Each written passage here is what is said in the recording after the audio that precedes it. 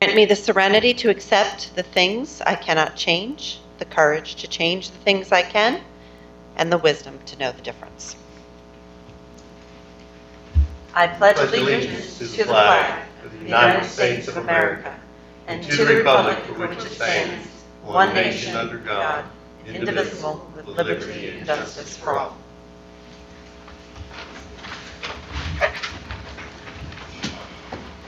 We have roll call. Commissioner LeBlanc present.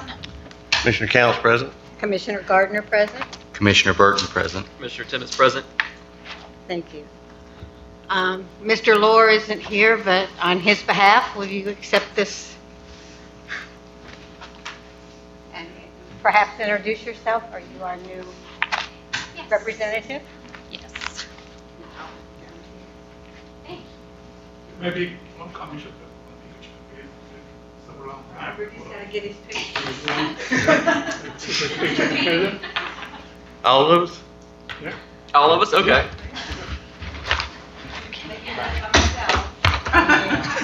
Nice to meet you. Thank you. That was so kind of you all. Yeah, okay. Swear that we're always Yeah. all here. Oh, here, yeah. Oh, okay. Yeah. Exactly. Yeah, back in teaching, okay. You get in the middle there, Oh, right? thank you. Okay, thank you, yeah. Okay, good, All right. thank you. Well, officially, good evening. My name is Lauren Howington, and I am taking over the employee benefits for Don Lohr at Herbie Wiles Insurance, so I'm very glad to meet all of you. Don is retiring after 39 years in the business and enjoying a great amount of retirement as of 4/1, so anything the board or anyone needs, please don't hesitate to contact me. Scott and Sheila have all of my contact information, and I'm happy to assist, and thank you so much for presenting him with this. His service to the community and to our clients has been incredible, and I plan to continue that kindness and full service going forward, so if you need anything, please let me know, and I will make sure to give this to him immediately. Thank you so much. Thank you all. All right.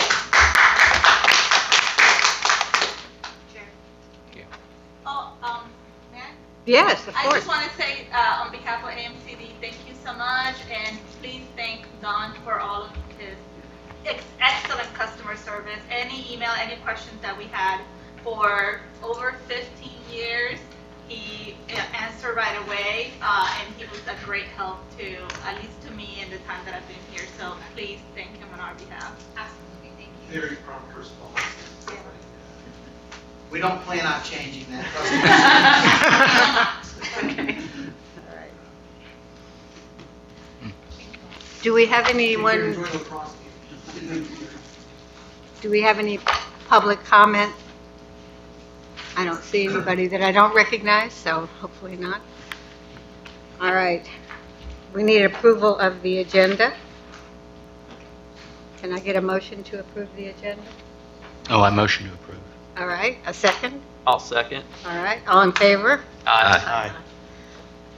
Unanimous, all right, and we need an approval of the consent agenda. Make a motion to approve the consent agenda. All righty. I'll second once again. Very good, all in favor? Aye. Aye. All right. Thank you so much.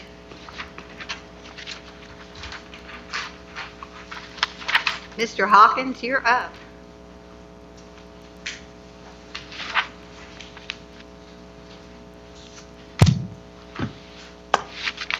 Good evening, Chair, members of the board, Robert Hawken, Floridian Partners, to give the legislative update.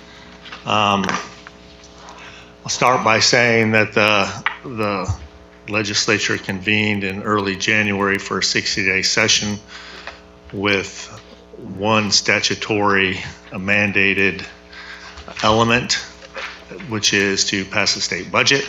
After the 60th day, the state budget was not passed. The legislature then went into sine die, dropped all bills that had not gone through the system. Any bill that had passed both the House and the Senate then is on its way to the governor. Some of those bills have gone to the governor, some of them have not. At the time that they left, the legislature left, they said that it looked like they would plan to be back next week. There was a press release yesterday by the Senate President that said that they will not be back next week to deal with the budget. It appears that the two sides are still far apart on the allocations of the budget and how much should go into each silo, if you will, from healthcare all the way to transportation, everything that goes along with it. So they seem to be, the House and Senate seem to be just as far apart as they are today as when they left. They have till July 1st to get this done. So it just remains to be seen. I don't think anyone can tell you exactly when that's going to happen, but there will be a special session on the budget. There's also been a special session for 2 weeks from now, as planned by the governor, to address congressional redistricting. The hope was that they could come in next week and do the budget, and then would go into the following week, the congressional redistricting budget. Obviously, that's not going to happen. The next hope is they'll come in during the congressional redistricting budget and then a redistricting special session and then do the budget as well, and then maybe extend that one an extra week. I don't have any hope for any of it. I mean, we'll just have to see. And I don't have enough time to get into the whys and why nots of how that's working. But that did not happen. But what did happen during the session, there were a few, there were 4 or 5 different special district bills that were filed that we continued to track. None of them in the end had anything to do, that would effectuate this district. And actually none of them even passed in the end. Very few bills even passed this year, probably the lowest amount of bills passed this year as a percentage than any time in the last 20 years at least. At one point during the session, I think it was maybe the 3rd week or so, that Rudy and Whitney and the others came to town.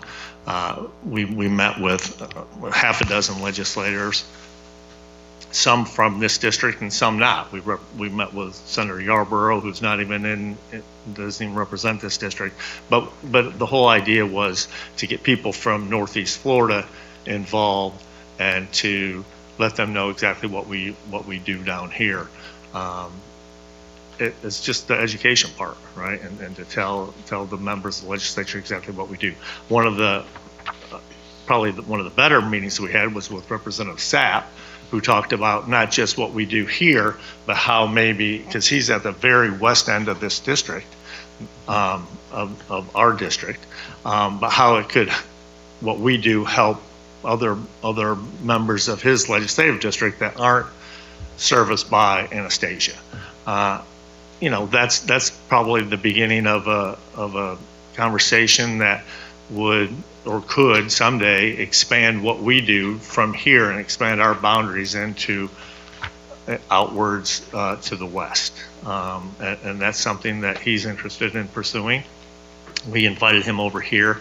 Obviously, he is one of the members of the delegation that hasn't been here to take the tour, and he said after the session that he would certainly come over and speak with us and continue to banter about any ideas of what's going on.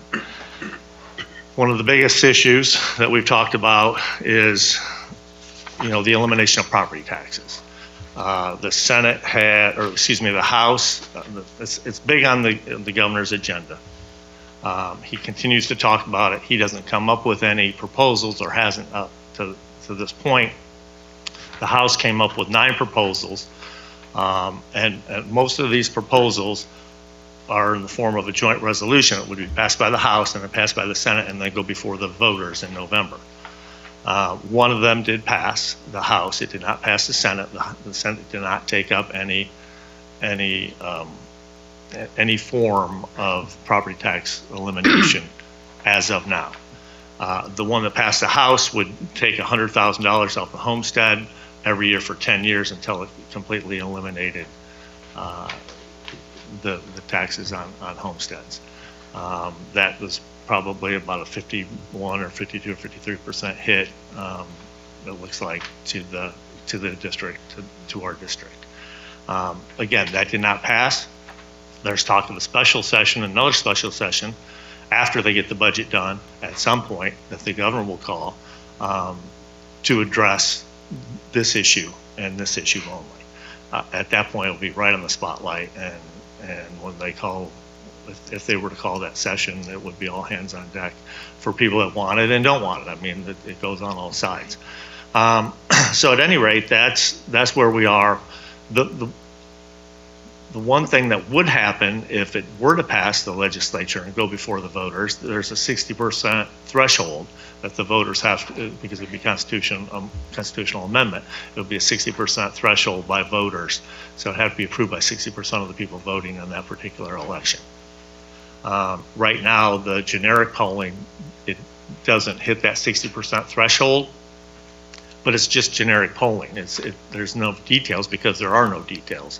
And there's no money behind it as far as advertising because there's nothing to fight about yet. So that remains to be seen, but at least generically right now, it doesn't hit that 60% threshold on the latest polls I've seen.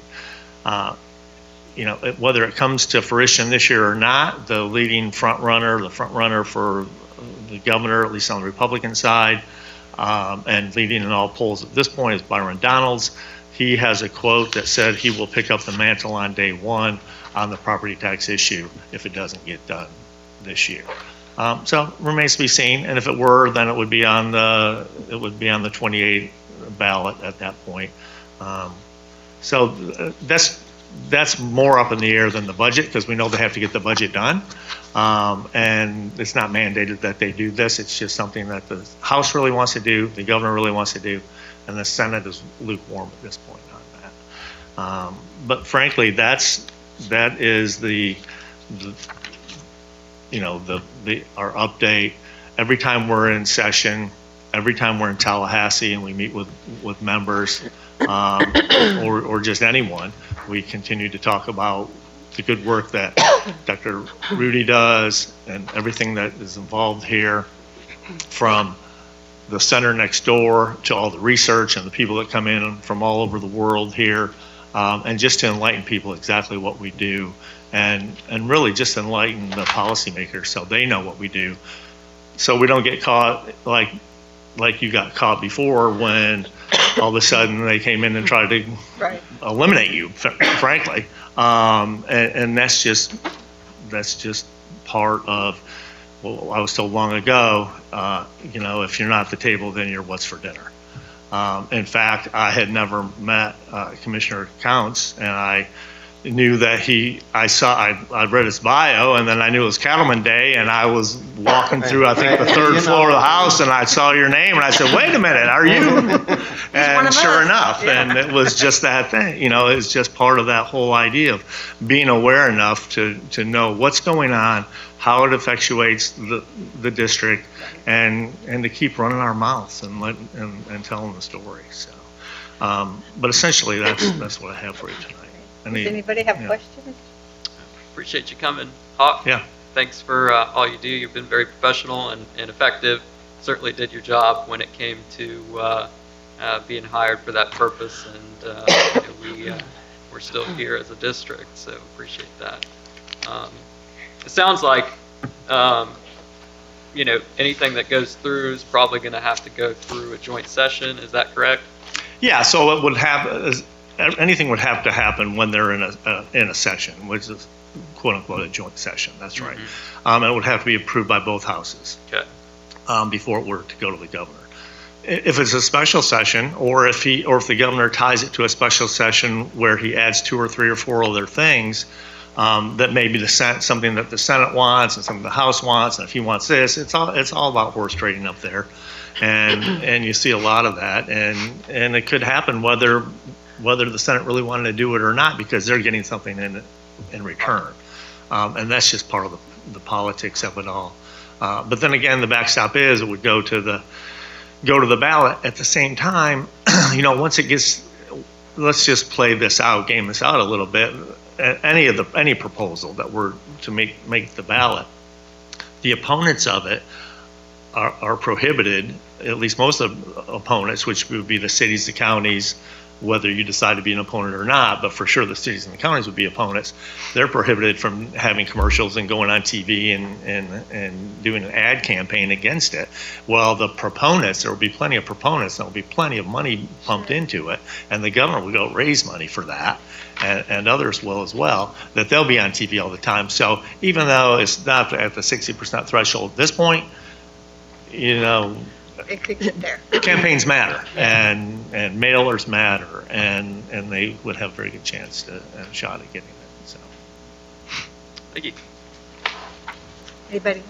Yeah, I got one question. Yeah. If we go back into this special session and they do come up with something between the Senate and the House and the governor Yeah. likes it, is that what's going in legislation, or is that still going to the constitutional? yeah, it would go before the voters. It would be a Okay, so joint no resolution. matter what, anything that Yeah, and it would has have. to go to the voters, and so that would be another year before we're looking. Well, no, it could get on. It could get on. The Secretary of State, they could. No, I mean, it'd be another year before that law would take effect. If you Well, it voted would- on it in November, right. the- So the next fiscal year, it would probably start.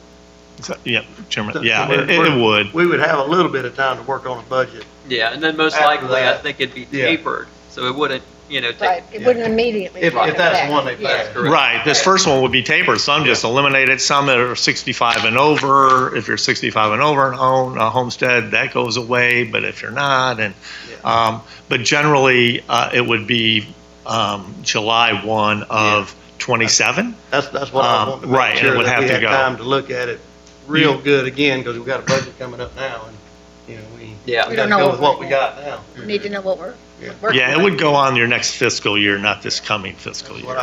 Yeah. what I was hoping, but you know how law is. Yeah, yeah. It ain't justice. That's right. Anyone else? Well, the last thing I will say is, based on what you previously had done, that our contract is up.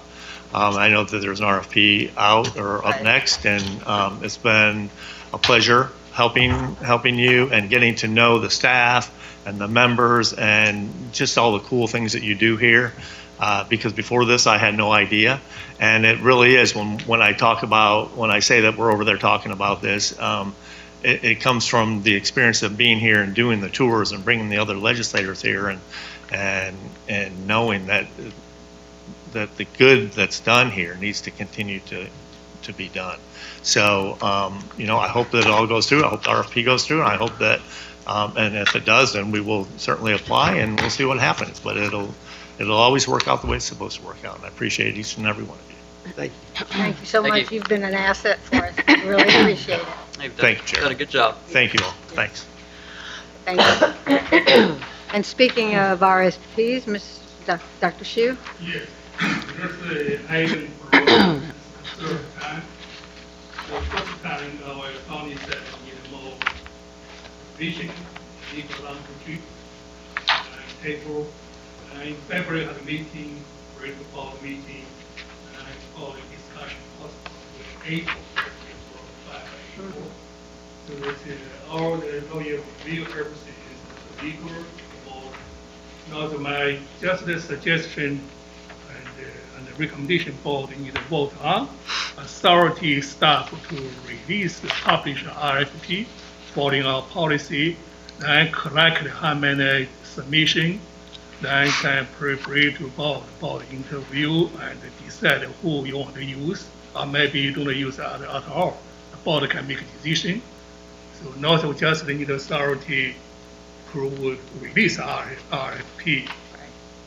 So we need to take a vote to see if we're going Yes. to release. So we're voting now To on release- whether or not we're going to release the RFP. Yes. Correct. Okay. Yes. So we need a motion. Given what I've heard, just want a brief discussion. I don't think it's appropriate to go forward with an RFP for a lobbying firm at this time. We've got the FMCA, everything's still up in the air. I think all we can do is prepare at this point, and see where things go. We've got a lobbying firm locally already, and like Mr. Counts put it, I think we're hiring a lobbyist again with state tax dollars to lobby for taxing our district with those tax dollars, and I don't think doubling down on that looks great. But that's my opinion. Love to hear y'all's thoughts on it. Mr. Burton, do you? Oh, Commissioner- I see no harm in putting it out there. Well, I mean, because we're not on the line for anything. Right. I see no harm. Well, and my thought is, at least we're prepared if it comes to the time that we do. I mean, Sure. last time it was sort of put out a fire, so. So basically, what y'all are saying is, hey, we put out the RFP and evaluate at that point, once that RFP has concluded, whether or not we go forward. Yeah, because you Yeah, don't you have don't to. have to. Right.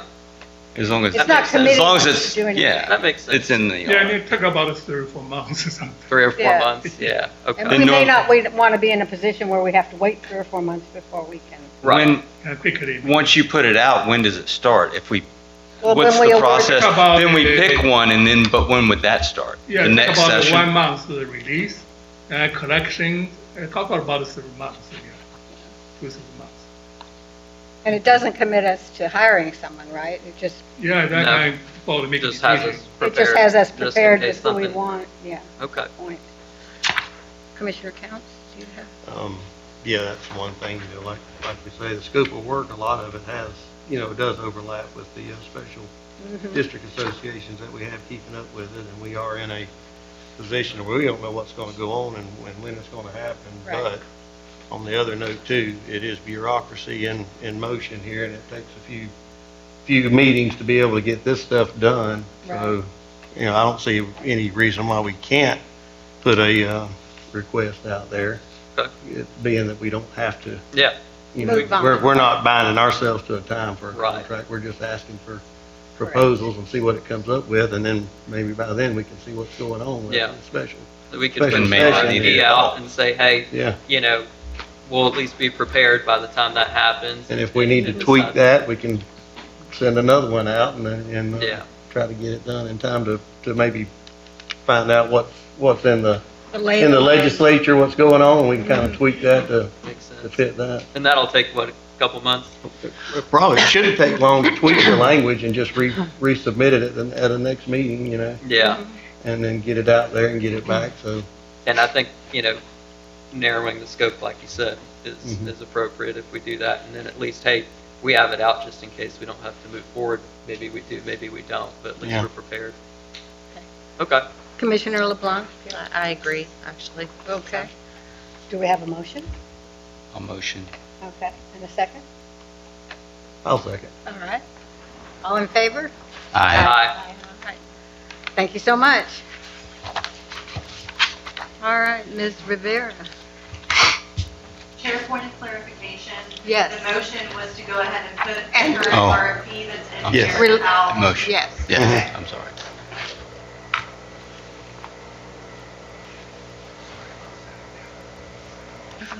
I could go ahead and get the insurance clarification. We can work off that. All right, we'll go ahead and get started. I'm Sheila Rivera, the HR generalist. I'm here to present the results of the compensation study that the HR firm MGT did for us.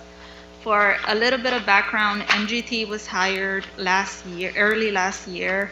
They did a full human resources study on anesthesia mosquito control because we've never had an HR department or an HR person here. So they kind of went through and identified all of our areas of need. And one of the things was our compensation plan. So that after that initial report, we extended another project with them to complete a compensation study.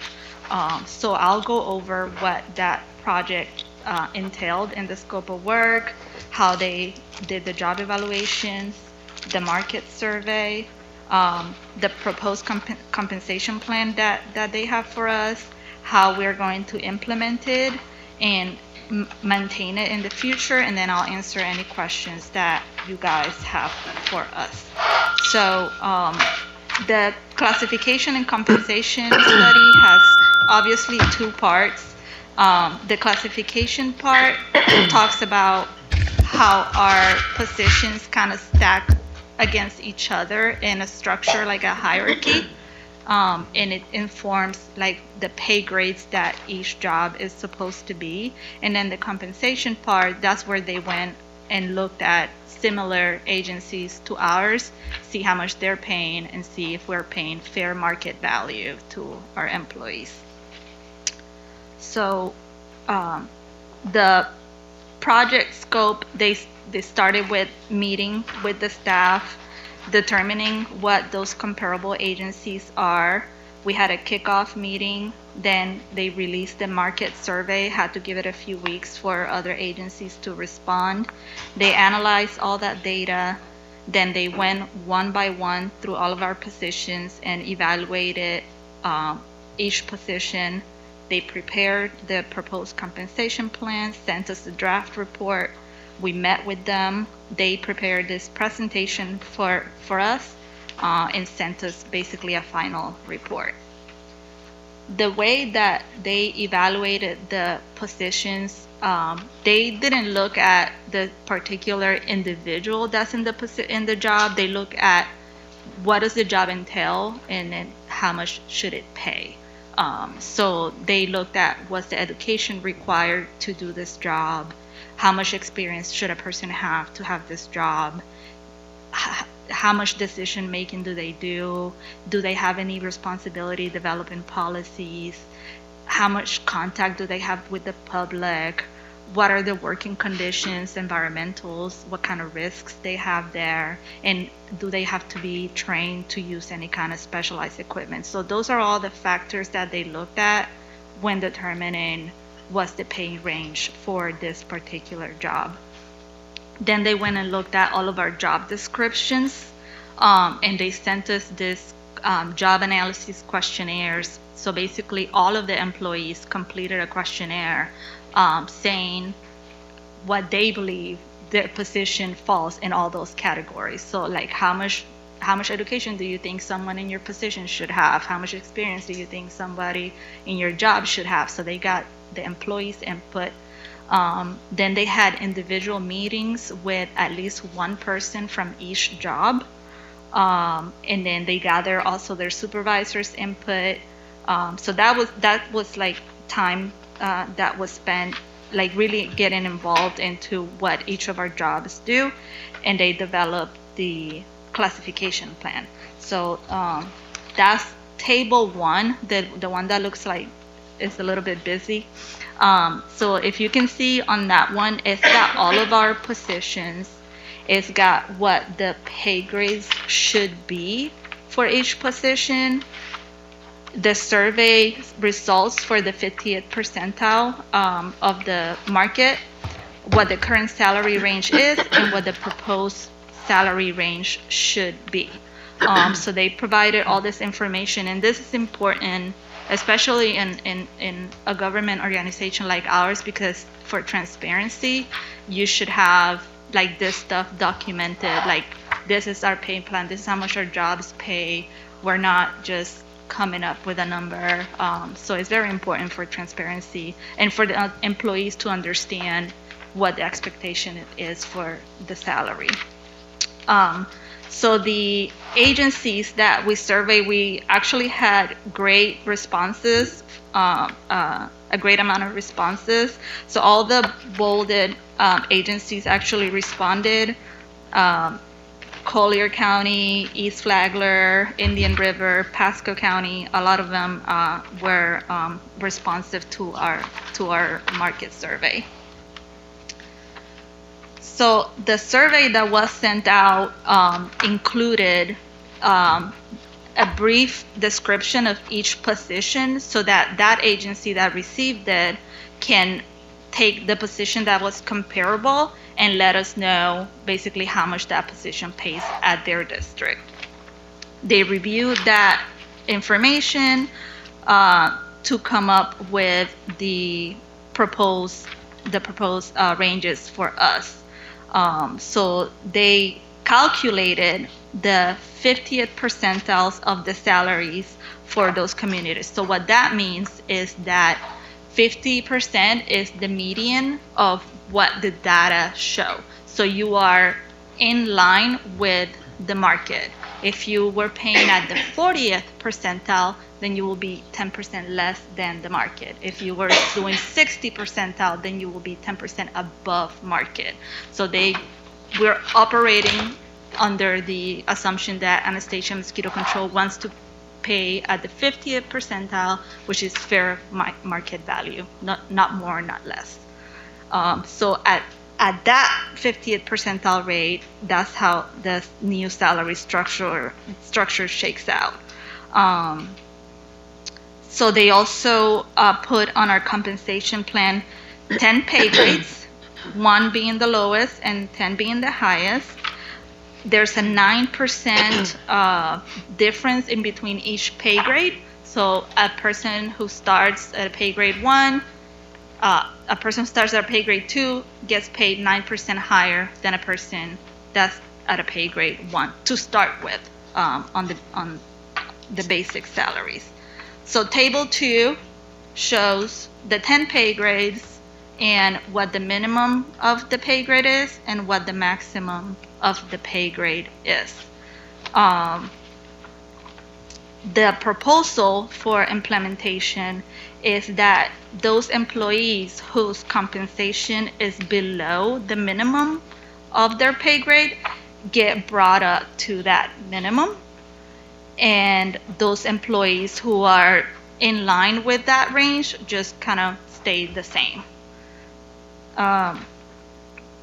And those employees who are above the maximum of the pay grade, they just stay there. They don't get a pay cut. They just keep what they have. So for future administration of the pay plan, they recommend some of the things that we already do, which is surveying different agencies, asking, like when we did with the COLA, hey, how much are you guys giving this year, so that we can be in line with them. And then every time that we add a new position, we use all those factors to determine how much does this new position pay. If we evaluate a position for an employee that's getting new responsibilities, not just do a title change, but do an entire evaluation to make sure that the compensation aligns with their new responsibilities. So that's some kind of homework for us to continue to maintain the pay plan. So the proposal for the board today is that you make a motion to approve and implement the new pay plan effective Monday. And if you vote to implement the pay plan, what you're voting for is for Anastasia Mosquito Control District to be at the 50th percentile of the salary data for comparable agencies. And then we would be moving to that open range merit plan. Currently, our pay plan is a step plan. Every 3 years. Yeah, of course. I have some questions, but go ahead. Okay. Every 3 years, employees move up on a step, meaning they really don't get a raise unless there's a COLA increase or they hit their step. In the new pay plan, they will get a raise every time we do a COLA, or they will get merit raises based on their evaluations. So the district will decide, this year we're going to do a 3% merit raise. Everybody who had good evaluations that year will get the 3%. Everybody who had bad evals. That's don't what we get it. did last year, correct? No, last year we did just COLA, Okay. which was one of the We didn't use the step plan? That wasn't part of it? Yeah, the step plan that has been used. That's how employees have been Okay. getting raises. But it was very limiting because if we wanted to give an employee a raise, we couldn't because they have to wait for their step. You have to abide by the pay plan that you have. An open range plan allows you to have more flexibility to do that. And then it makes it so that people's performance play a part into what they get. Because one of the complaints was, well, it doesn't matter how good I do, I'm still going to get the same raise as everybody else. So that's the big change that adopting this new pay plan would entail. And then employees who are, like we said, employees who are below the minimum need to be brought up to the minimum, and that will come at a cost of $23,000 to the district. I have some questions about the comprehensive table. Yeah. So if our aim is at the 50th percentile, and I'm looking at the current salary versus the proposed, which is supposed to be at the 50th, looking at the pilot, the current salary range is 76 to 120. Well, the proposed is 70 to 108. So it's actually going down for the pilot. Okay, and then the same thing for the education specialist and the biological technician. Yeah. Why are they going down? Because the positions were evaluated, and based on all those factors, that's how much it should pay. But the 50th percentile is not even at that. The 50th for the pilot, 72 to 123. Okay, and then I'm sorry. the proposed is 70 to 108. I'm looking. That just seems a lot lower than, well, first of all, it was dropped down from the current salary, but even at the 50th percentile, 72 to 123 for the pilot. I mean, so for that particular position, you want to drop that down, and that's not making sense to me. The way that they explain it to me is like there's more factors, like in those comparable agencies, they also looked at like how big the agency is, how many more responsibilities are. How many planes they have, maybe? Yeah, so they looked at, like, because our pilot here may not have the same responsibilities at someone there, so like they don't have the same exact job titles as us, so that could have played a part into that. But what I can say about that is like there were no recommendations of reducing anybody's salary, so our pilot is not going to get a pay cut, basically. But he's going to cap out at a much lower rate. Yes. Okay. Our current pilot is making how much money? Our current pilot is making 76. 80. Got it. I don't have that on here. I don't have the individual pay rates on here. They're just the range. Yeah, it says 91 in Appendix B. So, Okay. in Oh, yeah, roughly sorry. about 20,000, he'll cap out. So, 30, whereas everybody 30. has a wider range. Okay. So Sheila, are you saying that to bring us compliant with this would cost us $23,000. Just to bring the ones that fell below that minimum, Okay. which were not many people. And so with the market, there was, I believe, one employee that fell above what the maximum of the pay grade was. So only one. So the fact that there's little changes like that to implement it means that our pay currently is within Pretty much. acceptable Yeah. market ranges.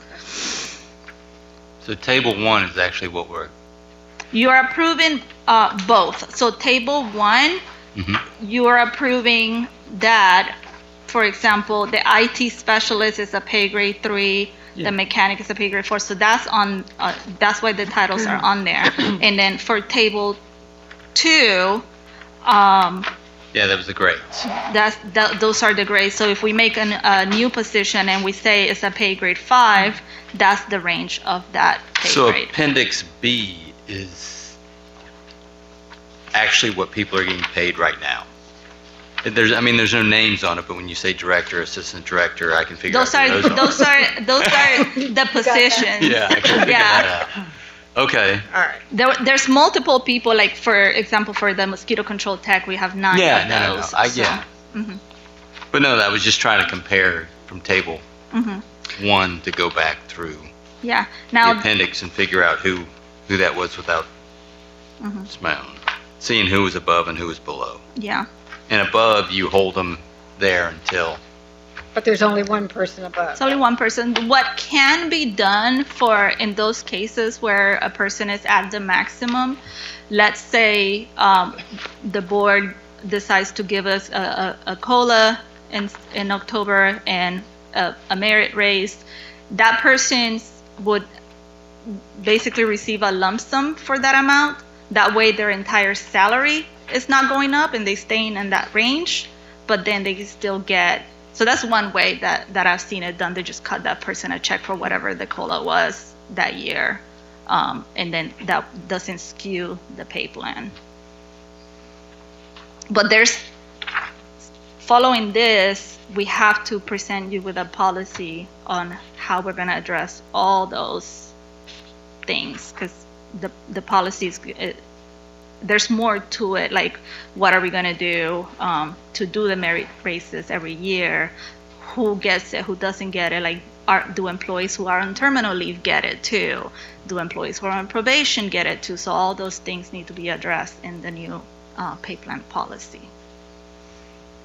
We bring my 21st back policy. So we work on. Today we just recommended for the table grade. Someone to underpay. Total about $23,000 for technician underpay should be marketing grade. Right. And then May 21st meeting before we bring our policy, currently should work on the draft, how to implement. Right. Yeah, how to transition from the 10 graded, 10 step, how to transition to the new pay Policy. policy. Yeah, very detailed policy. we have to do. So what we're looking for tonight is to vote on whether Only to for bring the up grade. the 23,000, to spend $23,000 and Yes. bring up. With the grade, the current marketing, we figure out the people underpay, we need to bring. So you approve this as the new pay grade ranges, and then we're basically not going to have the step plan anymore. So then we need to, Come in up the with a plan policy, that- address Merit raise plan, right? merit raise plan. So we need to, Dr. Falls, do you have something to add? And- No, your motion is in that, it's on the slide. So if you want to, because it is to adjust, but it's also to adopt that new 50th percentile. So the motion should be inclusive. It's on slide 14. Well, Well, I can't find slide 14. Let's see. The last 3. one. Actually, in the board book, the Ah. figure that they are there for the last There you go. page. You're there. Okay. Last page. Hey.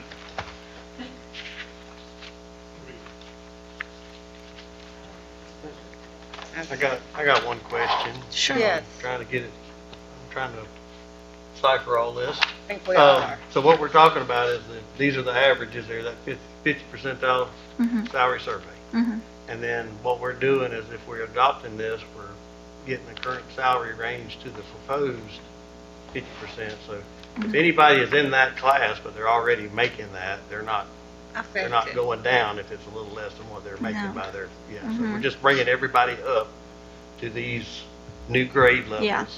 And the others would be staying at the same rate right now. Mhm. If until- they're Until the already, next yeah, if they're already, evaluation. if they're already in that range, they just stay there Mhm. until the next opportunity to get a raise.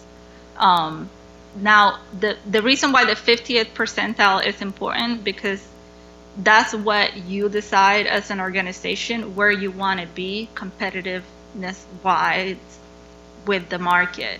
You could decide that you want to be at the 60 percentile and pay 10% better than everybody else out there, in which case would bring you different numbers. But that's a big thing that, But this is a start. yes. So which positions' salaries will go up? Conditioning, The technician, I think you're out of luck, Doc. four of the definitely out of technicians, four of the biological techs are education specialists. or No, not the education specialist, sorry, the DVEC coordinator, included reception, reception, yeah. no, not janitor. That's Will any so any administrative positions going up, or is it mainly the techs? Mine, Different techs? What's that? mine is there too. Is there too? Yeah. Okay.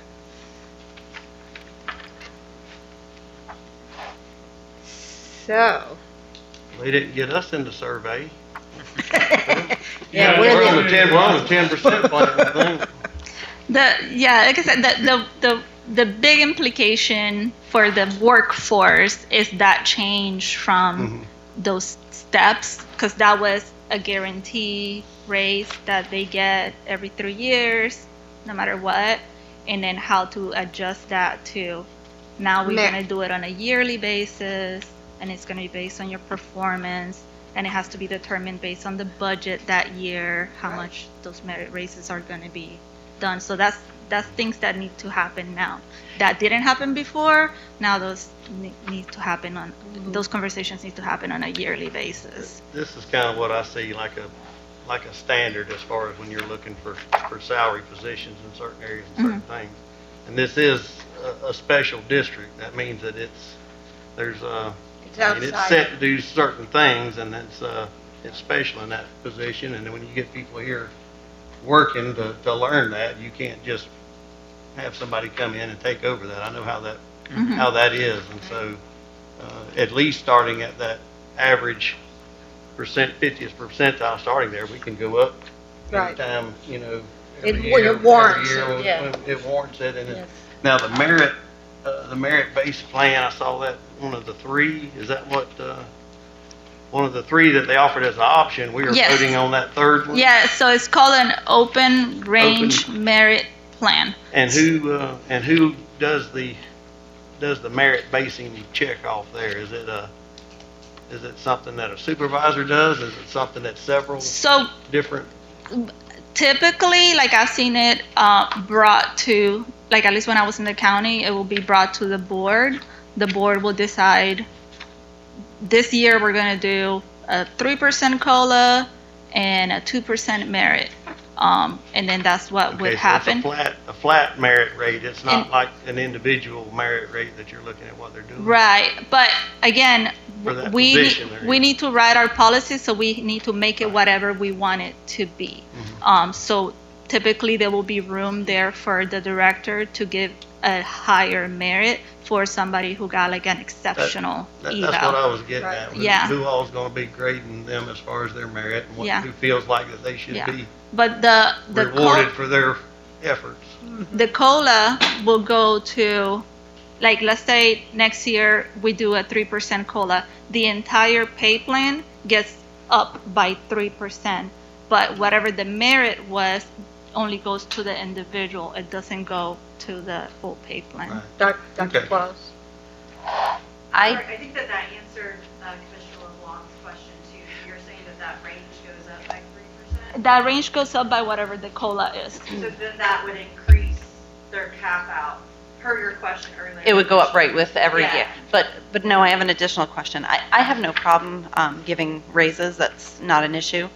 What I would like to see, and maybe I'm missing it, but I really would like to see which positions are going up. I'd like to see where they're at and what their salary would become. It's always Before good to approving, have things huh? like that, yeah. Yeah, before right. approving a pay range, because I'm not sure I that I agree. really agree. Like, maybe the education specialist isn't getting enough.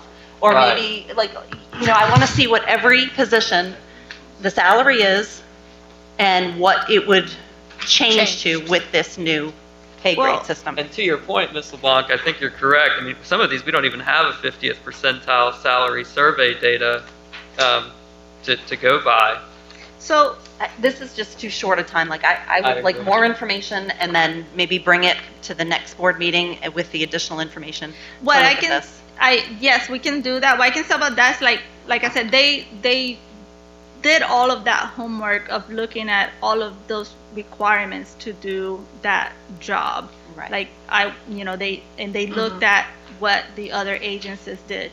Some positions did come out lower because as you evaluate, you realize this person has no supervisor responsibilities. This person doesn't plan any work, or so some of them came out like maybe they shouldn't be all the way up there. But that was done like with management and also with the input of the agency. That's what we hire them for, so that it will be an objective take on that and not just the supervisor deciding, oh, you get paid too much or you get paid too little.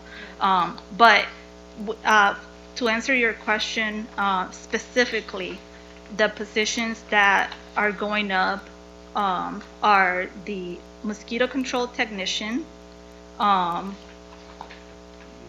Four members of the mosquito control technician position are being brought up to the minimum. Three biologic technicians are being the biggest increase is going to 3 of our biological technicians, and they're getting an additional $5,000 every year to get to the minimum. So that would be Ms. Uvina Allen, Mr. Cody Fisher, and Ms. Lauren Van Ree. Our DVEC coordinator is going up by $4,500 to bring her up to the minimum. And then mine, the HR generalist, is going up by $1,300 to be brought up to the minimum. I think it's great that we're bringing people up to, the current salary range. I do too. I think Ms. LeBlanc also brought up some pertinent points. For example, look, we don't even have 50th percentile survey data for some of these folks. How did we determine that number? And then I guess to follow up on that, I want to make sure, hey, if our legal counsel, agrees that we've done that the right way, which I assume we did, that's always something to make sure on. But, it's always good to have all the information out in front of you. On the other hand, very happy we're bringing up our staff to current. Absolutely. Part of the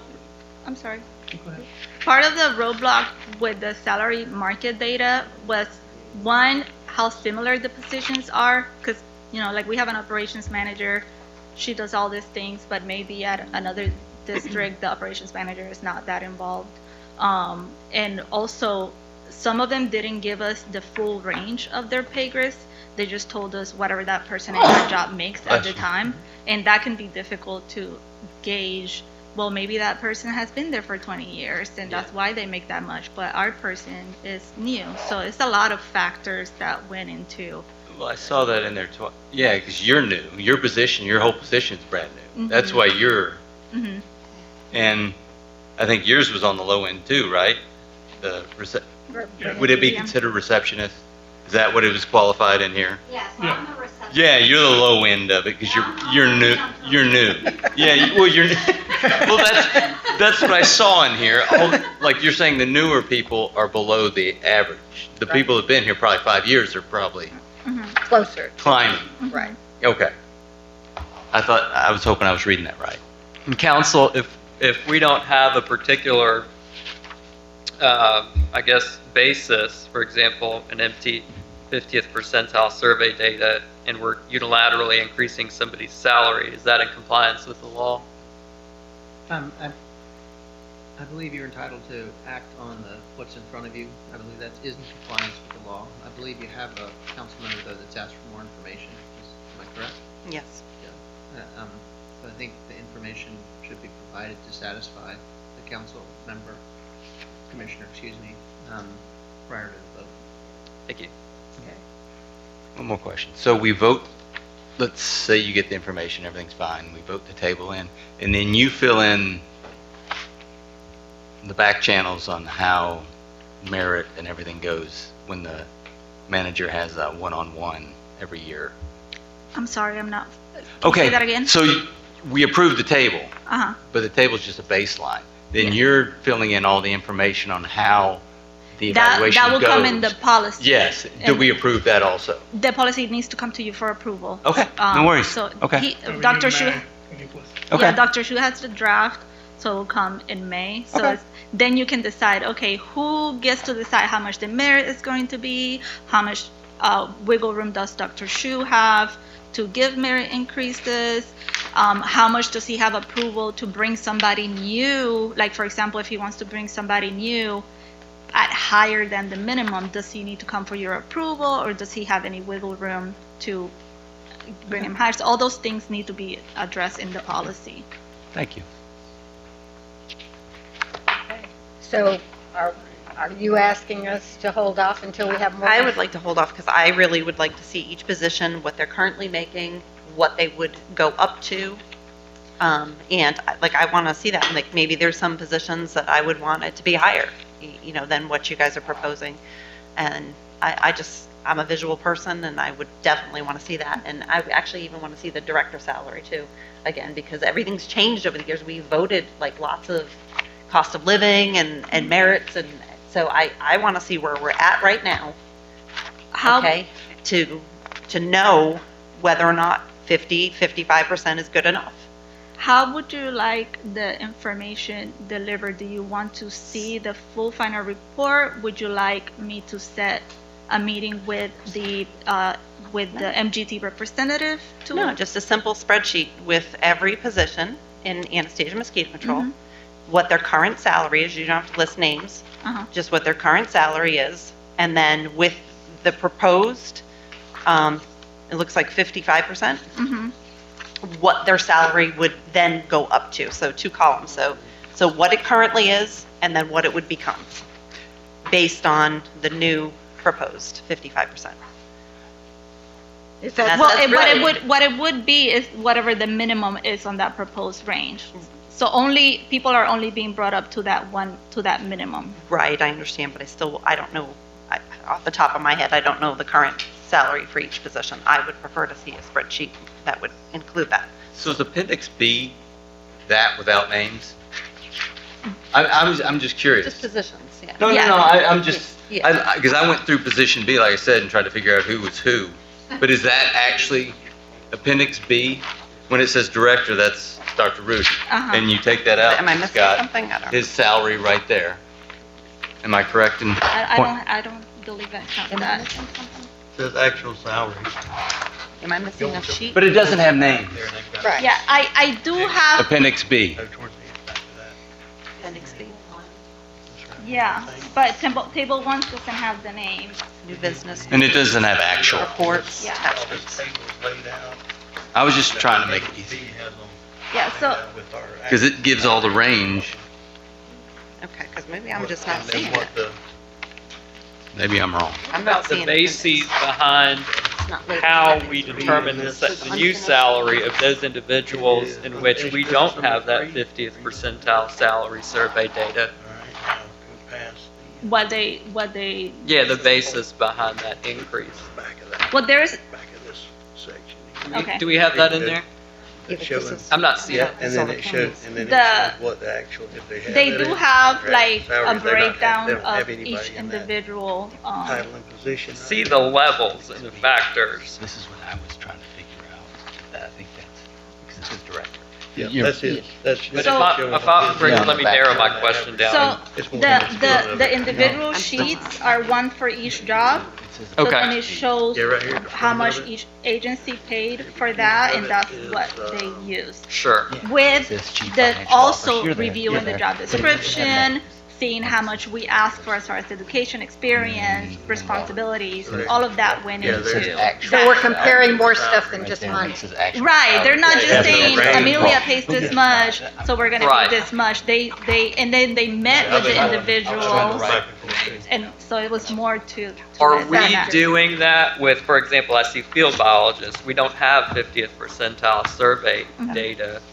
Are we still doing that for those positions They as did well? for every single Okay. position. And then the positions that were multiple incumbents, they met with at least 2 or 3 people on that position determine all of those The things. particular positions that we don't have the 50th percentile survey data from. They did even if they had it or not, they still went through all of that for each position. Okay. So, Like if you go to Yeah, I just Yeah. don't know field if it doesn't biologist, list that all they of had it, and I would I want to see. know. Collier County I see. Yeah, and then definitely. Volusia County. Okay.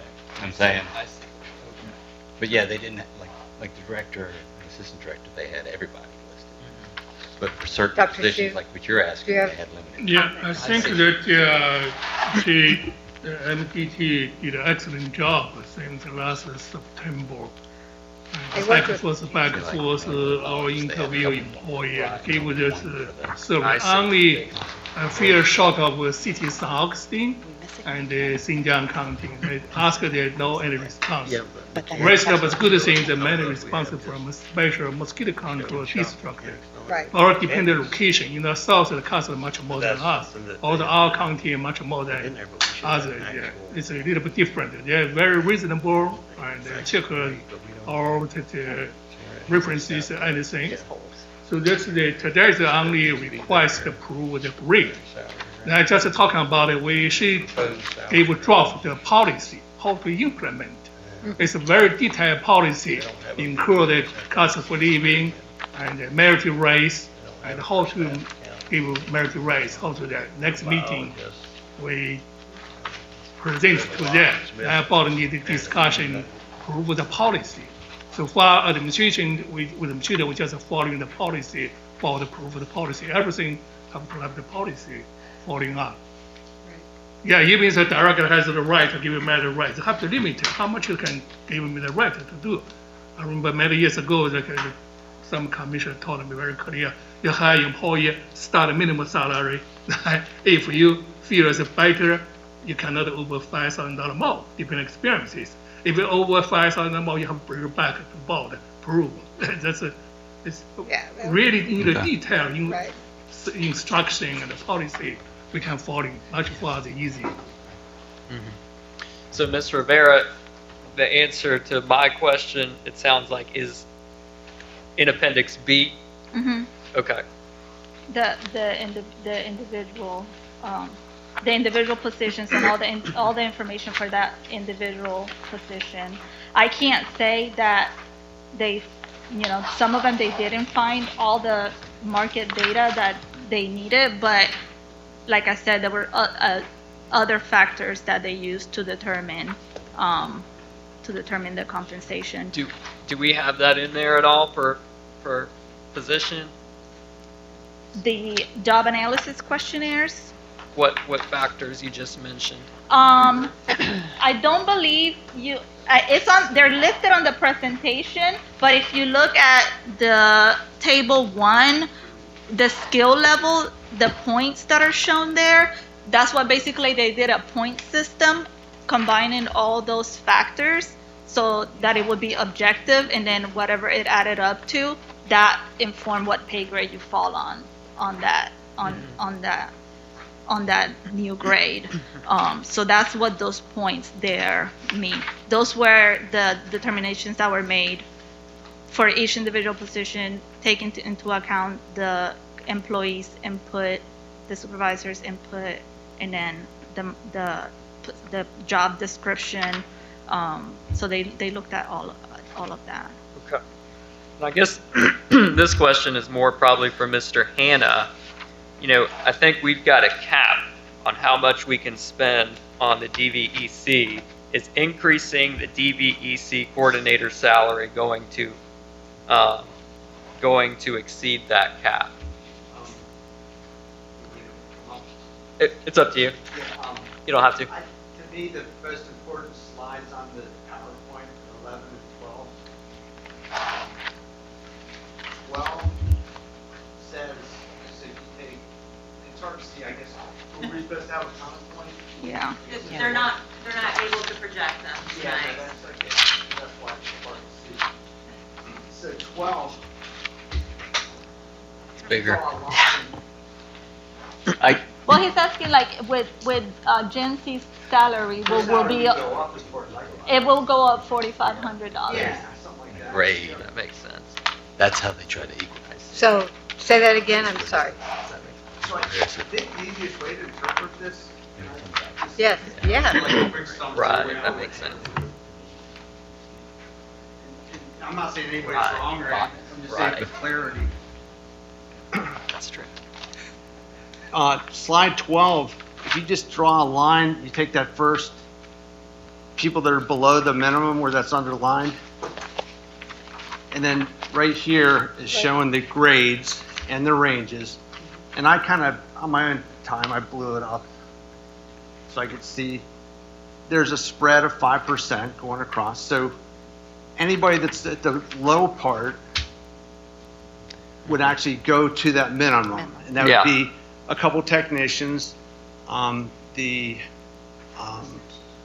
receptionist, Yeah, custodian, 9 people. custodian, yeah. Yeah.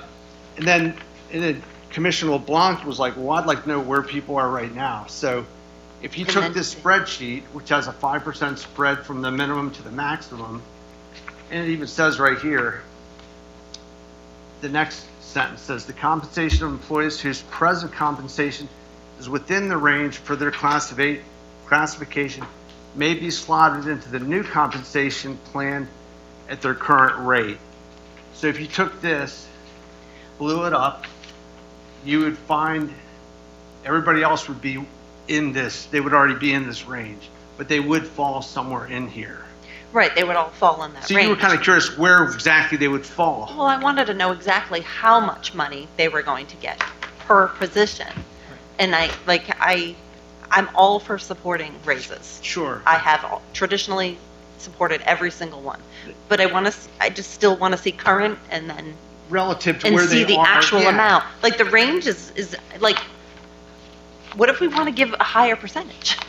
A higher range? Like, I think that's why we paid an external firm to tell us Right. what the fair amount would be so that we wouldn't be making these Right. decisions without any bias or anything like that. And we have an objective input from an external Right. human resources firm. So I think we need to take that into account, that these are informed suggestions that they're giving. So would it make sense to make this proposal and bring the people up, spend our $23,000 to bring up the people that need to be brought up, and then look at a policy that we all can agree on and do that in future meetings, perhaps? Yeah, we have a draft policy that we plan on bringing on May. Mm-hmm. That is for the implementation, so that we can decide again who's gonna vote on the merit, how much Right. wiggle room. How are we going to determine what the merit is? Right, that kind of right. Go ahead. I'm Dr. fine actually with bringing up a minimum. I am not fine with voting on this pay scale yet until I actually see.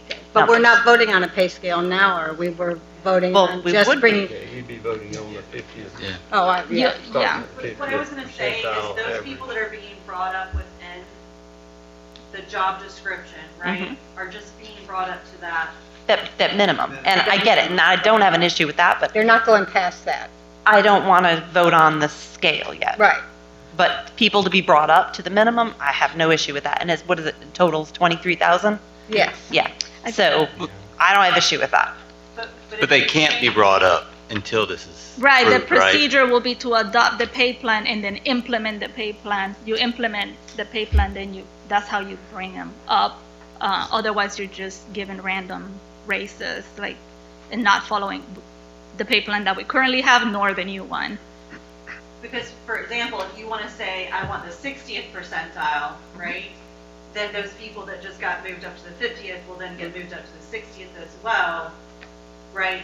So it makes sense to kind of do it All at together. once. Well, then, I don't know if we can wait till the next board meeting and then make the vote then, but I just feel like, I don't feel like I have all the information.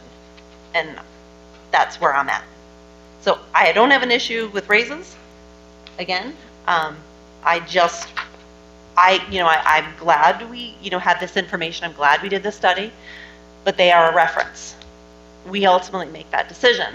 And so I want to actually spend a little bit more time, see a simple spreadsheet, not anything extravagant. I can have it. I don't have to make it. It's just not, it wasn't included on, we kept the one with the names out of the meeting, but we have it, I can And I provide don't it to need you. names, just positions, current salary, and then what their salary would become. Well, That's it. there's, And I see some of it in here, but there's Right. holes. but some people in the same position make different money. So if you really want to see the truth, then you need to, Have the names, right. which I'm fine with that too. Because So, then I just- if not, you would just be asking for this document again. But Okay. then if you want to see the individuals, Okay. then we have that. Then Well, that if you're would gonna be do great. that, Huh? how much, if you're gonna do that, how much more difficult would it be to put the years of service next to it?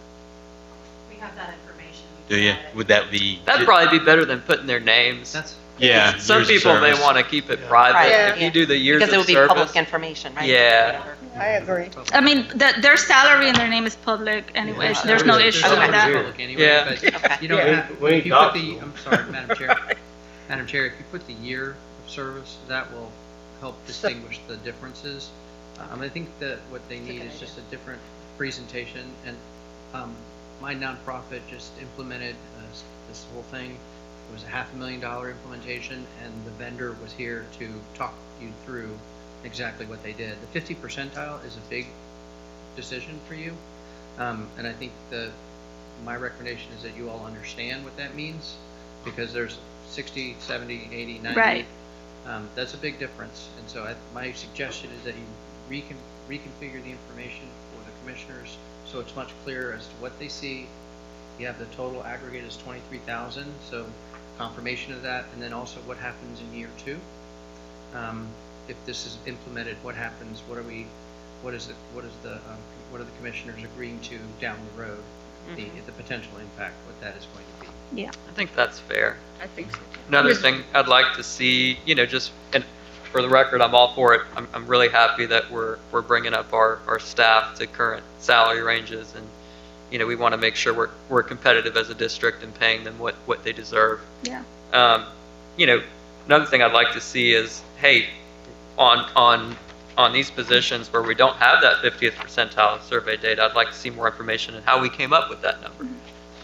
That's something I'd like to see. And for Mr. Hanna, just as an example, we've got an increase about $4,000 in the DVEC coordinator salary. Look, that's a controversial thing in the community. Want to make sure we're still staying under our $50,000 cap if we're doing that. So maybe, as long as we can continue to do that, we can move forward. One thing I'd like to point out is that I think we need to try to make sure we get some comparable districts to the size of what this district is now. Amelia Island district, that's basically what Anastasia was when it began, about that size. And then East Flagler, you've got 59 square miles or something like that. And so we need something comparable, because those throw some numbers really knock that average down. Even though it's a mosquito control district, I think the amount of work that's done here Yeah. is a little bit different than what's done in a smaller area, Well, what's required. So, and that would do nothing but bring it up a little bit. But I'd like to see it something a little bit more comparable to the size. so we send the survey to 19 Mhm. agencies total, and we got, I want to say, 13 of them to respond. Mhm. That was better than expected. Yeah. So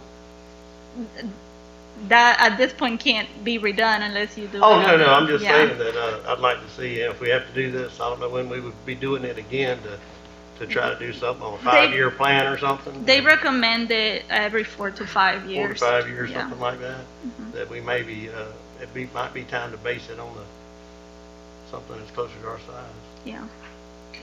Madam Chair, Yes. there is no prohibition on making the raises retroactive. So Okay. you can vote in May. Good to know. Additionally, I think it would be helpful if the staff would identify 2 similar districts that are comparable to us, one bigger and one smaller, one slightly bigger, one slightly smaller, and will give you all a range of what the pay is likely to be. Mr. Rivera, That'd be helpful. Does that sound like something you could do? We can, I just don't want to I want to stay away from redoing the work that we Right. paid them I to understand. do.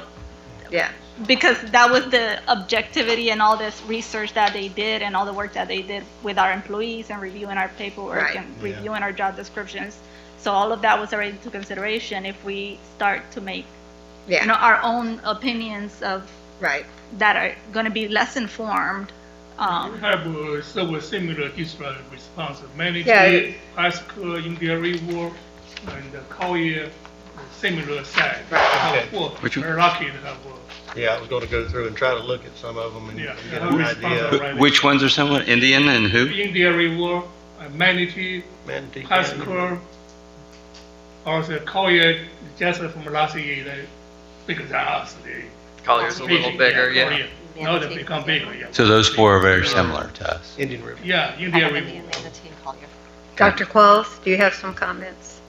So with that in mind, right, the question eyes of looking the up. different districts, the ones that are more similar to us without having to pull or go back to the MGT to ask them, could they just do it based on that?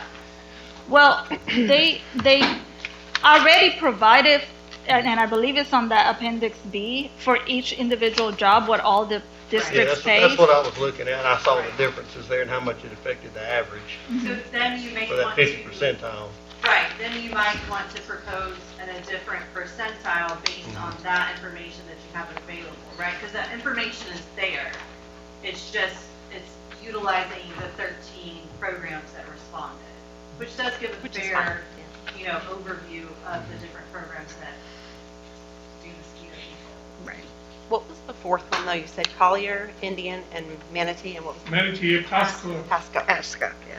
they're all responsible. So we can look at those. and we Citrus, can- yeah, Citrus is responsible too. Citrus is a little bit smaller. Yeah. Also, each program different. Like our program is more education and research, applied research. Only our district bring us money, grant money coming. The rest of so far I only heard the county. The rest of it's different. Yeah, Lee County is very different. Yeah, like currently the Collier is 59 million budget. Yeah. Lee County is 48 million. We Okay. have total around 15, 60 million. Well, do you still owe them any money? 'Cause you could tell them, I said, do you still owe them money or did you pay them in full? Because you could say, can you just limit it to those four counties and us? Yeah. Yes. Madam Chair, your vendor should be able to tell you which ones are most similar. I mean, they've Yeah. done the work, and they should be able to just. They should be able to pull it out and press two buttons and Right. it prints. Yeah. I mean, we now have the doctor's recommendation And you, as to. you only which need one ones- copy and send it to us and then make 5. I just want to feel that after the survey giving me ratings, just like people, people underpaid, under marketing. Even they knew we hired them, we don't have the salary, the range, we just have physical information. Current marketing, they think they're very good workers hired one by one. Because the other time we salary very low. Not after the survey. So we have a 50%. That's the depending on our company information. I think it's a good thing to bring them back to the minimum wage. That's the only way, yeah. So rest more detailed will be depend on policy, how to implement, how to make policy. Right. That's what we need to do, spend more time to deal with that. Making the Well, policy. yeah, read it, that's the, no, it's very good, I think it's very good for that. At least we have something start. Yeah, I'm glad we're, as Commissioner Counts put it, we want to focus on retention. We want to treat our staff right. And we want to make sure we can keep them and reward them for doing good work. So, I'm glad the board is supportive of that. And, it is important to have all the information in front of you when deciding something so important. Will it help the board to bring I believe the MGT consultant can be available, like if we want to have a call with them. We would have to pay for them to travel to come here, so that wouldn't be something that we were looking at, to have them come here and present in person, but we can Think that's certainly have necessary. them. Yeah, I don't think, we can, Unless you have. they've offered to be on like a call with you all if you have more questions. Are you clear about what our questions are and what to bring to the next And I'll meeting? reiterate mine real quick, and I guess might be good for everybody to do so. We've got a couple positions, I think 1, 2, 3, 4, 5. Ground operations manager, field biologist, DVEC coordinator, staff accountant, molecular entomologist, which we don't have that 50th percentile survey data, and so all we can do is really go and look at Appendix B to see where you've made those comparisons. But I'd also I'd also like to find out some more information and how y'all ended up coming up with those numbers. To put those individuals at that specific proposed range. Okay, so how was that informed when we lacked the data? And then Commissioner LeBlanc would like to see the specific current pay grade versus new pay grade for all of the positions. I think so, yes. And then we want to ask them, do we still want to ask them which ones are we taking Dr. Shu's input on which ones are more comparable, or? Yeah, I think so. He seems to know the size of the other districts better than anyone else, so. Yeah, he's been doing it for a long time, so Yeah. it'd be good to have it all in writing. That Would y'all be satisfied if that was the information that we got next month? I think so. Yeah, it'd be good to have it all in writing in front of us. Mm-hmm. And Mr. Hannity, little homework for you is, hey, can we make sure we're still staying under the cap for the DVEC if we make that $4,000 range? That's something that's controversial to the community. If we exceed the cap, I'm sure we'll be hearing about it. And we're historically been right at that cap. So something that's probably important to look into. So I guess we are tabling this until next month. Ms. Rivera is going to Thank you. work some more. This was very comprehensive, and I know you worked very hard on it. Yeah, it's good. I'm excited. Yes. I'm excited to create something beneficial for the district and the staff. Do we need a vote to table or just? Do we need to vote to table it? No. ma'am. Okay. All right. Mr. Bloor, it's your turn finally. All right. The presentation's not going to be up on the board. 'Cause that way kind of makes things easier since I don't have to go through figures. But I'd like to say good evening, and Rudy asked me to present kind of a update on my education progress and my research, so I'm always happy to do that. I've actually done it twice in the past couple months. We just presented at AMCA and then FMCA before that in the workshop. So I guess I'll start by introducing myself. So I am Kai Bloor. I'm the lab manager here, and I've been working at AMCD since 2019, so I've been here for a good 6 or 7 years. I started out as a biotech, and now I've kind of worked my way up to the lab manager position, where I oversee a lot of the new interns that come through here and some of the biotechs. But yeah. So do you guys have copies of my slides? Perfect. So I'm going to move on to slide number 2. Okay. And this kind of just outlines the coursework that I've taken.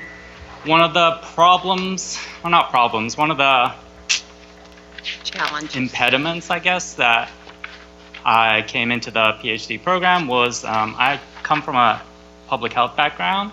So when I started the PhD in entomology, I had to take a lot of the introductory courses that were required for the program, and that was all very interesting, but it did consume a lot of time, which is kind of why I have a lot of coursework here listed. The total credit hours are right now 38 plus 12, I believe, because I've also taken research credits each summer. For the program, I think you need a total of 90 credits to graduate. I'm very close because I also came in with 30 credits from my master's degree that they transferred over to me. So at the pace I'm going, I'm taking about 1 class a semester, sometimes a little bit more. I should be done by the end of this year or the next semester after that. According to my program of study, which was a list of coursework basically drafted by my committee, I only have 2 more classes left on that, so I need to take molecular biology of insects and then 1 more seminar course. So, right on track. Typically, UF likes to keep their PhD students on a 4-year plan. I'm a little bit over that, I think, in part due to some delays in my research, but also delays that were unforeseen. So on my graduate committee, one of our committee members actually retired, and he was our off-site faculty member. So he wasn't part of the entomology department, he was part of the material science department, and he was doing a lot of consultation work on my own research, but because he retired, that introduced a lot of like complications to the process, which we eventually figured out. So we're kind of back on track, but Rudy and Whitney both want me to be done within a year or so, so hopefully I'll get it done. Those PhDs. Yeah. So moving on to the third slide, when I first started my PhD, we actually applied for an FTAX grant, and we were awarded that grant, and that kind of funded tuition and my research costs for the first 2 years, so that was really helpful. Since then, I've been chipping away at the research, I've been presenting at conferences, and I've kind of listed out the awards that I've won. So last year, I won the honorary mention at FMCA in the oral competition and 3rd place in the poster. The year before that, I also placed 2nd in the poster competition, and then the year before that, another honorary mention. So just winning some accolades for AMCD. But moving on to the next slide, so this is slide 4. My research, and this was Rudy's idea initially, was to look at nanoinsecticides. That's a very broad topic, so we ended up narrowing it down a little bit. But the reason why AMCD is interested in evaluating nanoinsecticides is because there's always been this problem in the agricultural sector, but also in mosquito control, where we've been spraying the same pesticides and insecticides for the last 50 or 60 years. And this is a really famous figure that I put into this slide, basically showing the documented cases of insecticide resistance. And as you can see, it's not linear, it's more exponential. So the resistance in the population is just going up and up. The things that we're spraying eventually will stop working. So that's why there's this constant need to develop or improve insecticides. And that's kind of where my research falls under. Moving on to the next slide. So slide 5. The focus of my research is very specific. So we're looking at metal nanoparticles, mostly silver nanoparticles, to see if they kill mosquitoes. And the reason why we chose this is because in the literature, these silver nanoparticles work really well against larvae. And there are hundreds, if not thousands, of studies that kind of show the same thing. So at concentrations of about like 50 to 60 parts per million, maybe less than that, they work really well. They kill larvae pretty quickly. But there's a gap in the research. So not many people have tested these same nanoparticles against adult mosquitoes. So we thought that we could try and fill that gap by doing the research ourselves. So that's kind of been the bulk of my PhD work. If you go on to slide 6, basically we've been doing 2 different types of evaluations. So we've been testing the inherent toxicity of these nanoparticles by doing direct topical applications. Just to briefly describe this, all you have to do is knock down mosquitoes with carbon dioxide. You can throw them onto a chill plate, which kind of keeps them knocked down. And then you can actually apply using a syringe, a tiny little droplet of the nanoparticles that you're working with, and then you just see if they die. And then on top of this, we've also recently been doing some sublethal effect work. So we've been dosing the mosquito blood meals with nanoparticles and then feeding it to the females and seeing if it has any effects on fertility and fecundity, which we gauge by just measuring the number of eggs they're laying, individual eggs that they're laying, and then measuring the hatch rate of those eggs. So if you move on to slide 7, this is kind of the results of our adult topical applications. When you're doing dose responses, you want to see an increasing curve. So as you increase the concentration of the dose you're applying against the mosquitoes.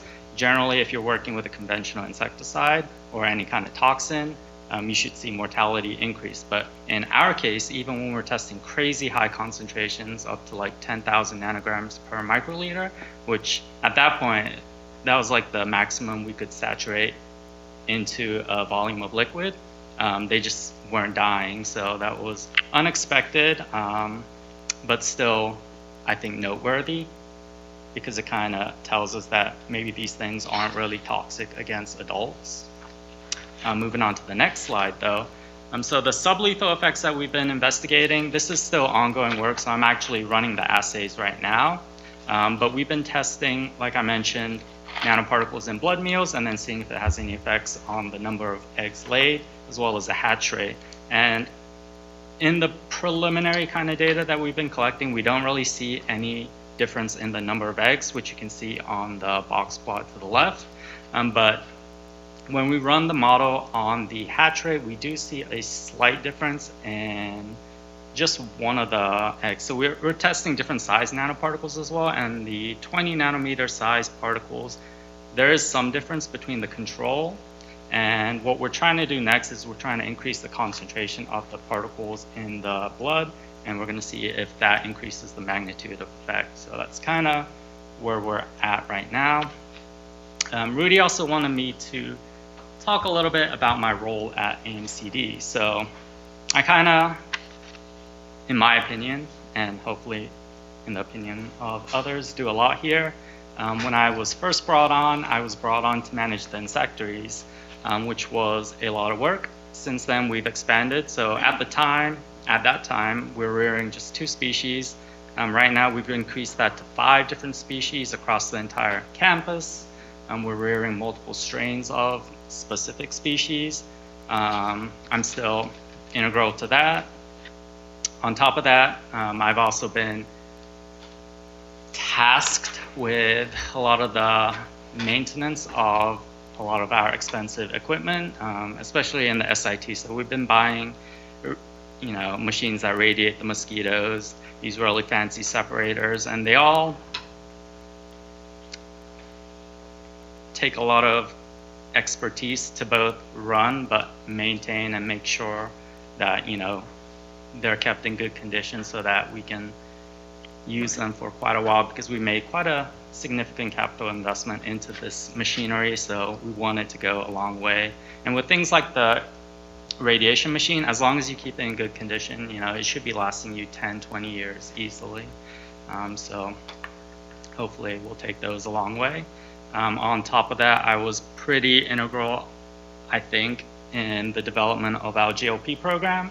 I was with the entire GLP team, part of the process of developing all the SOPs and running the first 2 GLP studies that we conducted here at AMCD. Right now, I'm doing a lot of work in the SIT program, so we're actually gearing up this year, next month, actually, to do operational releases of our SIT mosquitoes. So that's been a lot of work. And on top of that, Joe DeClaro, he's been tapping into me a lot to help out with the coordination and scheduling of the science team. So, it's a lot of work, and that's all on top of my schoolwork and research. So hopefully it shows. But moving on to slide number 10, I guess the path forward for my education is, first of all, I got to finish this fertility and fecundity study. After that, there's a little bit more work I want to do with the nanoparticles. So you can actually dye or stain the nanoparticles, usually with some kind of radioactive dye. And then you can actually visualize after you apply it or have the mosquitoes ingest it, you can kind of visualize where it's ending up, because one of the reasons why it might not be killing the adults is just simply it's not penetrating through the cuticle. And if it's not penetrating through the insect's integumentary system, then it's not going to get into the body to affect the mosquito. That's usually how toxins work. So just by seeing kind of where it deposits, whether it's on the surface of the mosquito or in the internal organs, that could kind of give us a lot of information. But yeah, the last slide is just kind of thanking my committee. Rebecca Baldwin is my committee chair. She is a professor at the University of Florida, and she runs a lot of the introductory entomology courses. She's a fantastic person, super nice, super helpful. With one caveat, she doesn't have a lot of experience with the specific type of research we're doing, that being nanoparticles, which is why we tapped into Christopher Badich, who is also on my committee. And Dr. Badich was the person that retired, and he's still serving on the committee, so we found a way to get him kind of back on.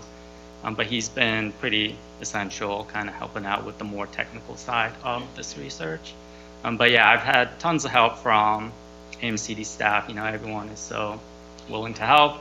They always offered to help me out, so it's been a great experience working here. Does anybody have questions? I just want to Appreciate all you do. Thanks for Yeah. everything and touring the facility. I just saw a little bit about what you do, but it's very interesting, and I know you do a lot. And I can tell you from firsthand experience, it is not easy getting a graduate level degree while working. And it sometimes feels like there's no light at the end of the tunnel, but once you're done, trust me, it'll get easier. But kudos to you for doing all that. Appreciate it.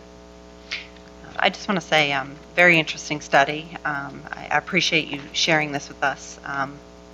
So I had not heard anything about that, and I find it very intriguing. So thank you. Thank you so much. Good work. Appreciate it. Thank you. Yeah, Doctor. this is our number 4 PhD student, employee student, is working hard and study together. It's not easy. It's a too-minute job, or it's a too-minute high, or it's a special GLO, PST. That's a new challenge. So, except the start PhD, the thesaurus, other stuff. I really appreciate that. You are wearing Always many try hats. to push hard. Yeah, I think one of the really great things about the education program is a lot of times, like, people will get educations here, PhDs, and then they'll move on, but they stay in contact. So every conference, I always talk to Chris Bibbs. I interned here when he was still getting his degree. I would consider him a great friend. We've done a lot of collaborative research with him. So it's a great way to just foster connections, within the mosquito control industry. It's great when we can invest in people who have invested in our district. I think Dr. Qualls is a good success story as well. Yeah. Yes, indeed. So looks like we got another one coming. Very glad. Thank you. Thank you again. Thank you. All right. And speaking of PhDs, Dr. Qualls. Right, so I will say that I wish to be as smart as Kai someday. Kai really is the backbone of a lot of the applied operational research that we do here at the district. He's just a brilliant mind, a dedicated worker, very organized, great attention to detail. He's a great writer. And I think a lot of our staff here are just amazing employees. They go above and beyond. In Kai's presentation, one of the photos was wearing multiple hats. And I think that is almost every employee here at the district. But very grateful to Kai. And I do appreciate how hard it is to work full-time and go to school and do a graduate degree, or anybody that's working full-time and going to school. It is challenging. But when you add that layer of PhD to it or graduate level, it does make it even more challenging. So he's doing a great job, and very supportive of him. As he mentioned, he was an intern here before. That connection was through University of Miami, where I was at, and Kai and I I was at University of Miami. Kai and I worked on a project here. So, even though, as you mentioned, investing in people and having them work for the district with that continuing collaboration, I was very grateful to Dr. Hsu during my time at University of Miami as a postdoc at Texas. We were still able to collaborate and do wonderful projects, bring people in. And so as I'm talking about the internship program, Kai's kind of an example of building that workforce, right? He was here, he had a great experience to the point where he wanted to come back and work here at the district. So again, very grateful for Kai and his dedication to the district. So unfortunately, you can't see these great slides, but you can kind of follow along in your board book. But what we like to say here about AMCD, not just an internship, it's an experience, right? So we provide the opportunity to cross-train individuals at whatever level they're coming in, whether that's high school, undergrad, graduate, to give them a view of what public health entomology is, right? What is mosquito control and how does that help improve public health? Because really at the core, that's what we're doing, right? We're making Florida, St. Johns County enjoyable for our residents to be outdoors, to do the things they like to do outdoors, while also protecting public health, making sure that they do not acquire any mosquito-borne arbovirus. So we all know our organizational structure here, but I always like to include that just to remind that we are tying into the whole operations, right? Those interns get to ride along with the operational staff. They get to go and do a service request, right? So they go and actually treat, as long as they're 18 and older, then they get to participate in our service requests, making treatments to storm drains or to ditches or to containers. They get to learn how to interact in the community. That's a very important part of the internship in my perspective, is like, how do you educate them so that they can go out in the community and help us in the future? We get our internships through many different avenues, and they are part of the education program. I just talked about that, but they are out there educating, so we need to educate them. And a big part of that is just the initial training that happens the first week that they're here, right? A lot of going over our different practices, our policies and procedures, but even our, unfortunately, not as entertaining training PowerPoints. We're working on that, but learning, the different things that we have to abide by, Chapter 388, and the different procedures here and things that we do. Our goals are to enhance capabilities, support operations, educate, and offer that mentorship, right? So we really tie that in. And again, it is all staff participating in this, right? They are all probably much to dismay of a lot of the staff at times. They're not to the dismay, but what I would say is that it's another hat that they have to wear, right? They're asked to help train our interns and give them guidance. And a lot of times, we're in the busiest part of our season, but they do it graciously, and they provide those interns a different perspective, right? Each job has a little bit different of a perspective here. So since 2004, we have trained 133 interns. So Dr. Shu really had that vision with bringing in interns when he came here, right? And so really it's his vision that has led to us be able to train 133 interns. So this year we had 7 graduate students. Since 2004, we've trained 46 graduate students altogether. 8 undergraduate students this year, 57 in total since 2004, and 6 high school students, 30. St. Johns County, they have those great academies. It's really lucky that we're able to collaborate with those academies to be able to cross-train those students that are really interested in different aspects of science, right? From aviation to environment to coastal to biotechnology. So collaboration is key. We tap into many different universities as well as the high schools, but we've also had sponsorship through the CDC. This CDC has provided funding to help train our interns, be that through the Southeastern Centers, which is held at University of Florida, or through the Entomological Society of America, which was given funding through CDC that trickled down to us to help train their public health entomology for all program. And then we have a great collaboration with University of North Florida, their College of Public Health, and that can be undergraduate or graduate level, those that are seeking those degrees. And then, as mentioned, different resources, but not just here in Florida. We have many different partnerships with academic institutions across the United States and internationally. So there is a slide that shows the different academic sources that the interns have come here. Last year, we had one from Penn State. We get them from all over. So since 2015, just to kind of give a 10-year kind of update, we've had 78 college interns that have been trained here, and 14 of those have been funded through the CDC centers at University of Florida.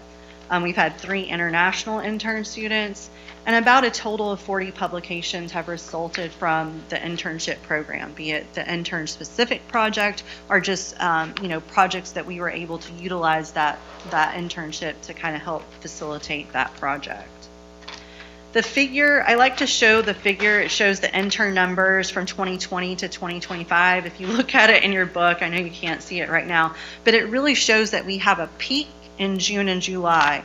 And there have been times where we've had 16 or more interns just within a 2-month period, right? So it does take a lot of coordination of all staff members really to kind of help ensure that, everybody's on task, that we're not assigning tasks that may be outside of their wheelhouse, right? We want to make sure that they feel comfortable in the stuff that they're doing and they're getting that cross training with our staff members.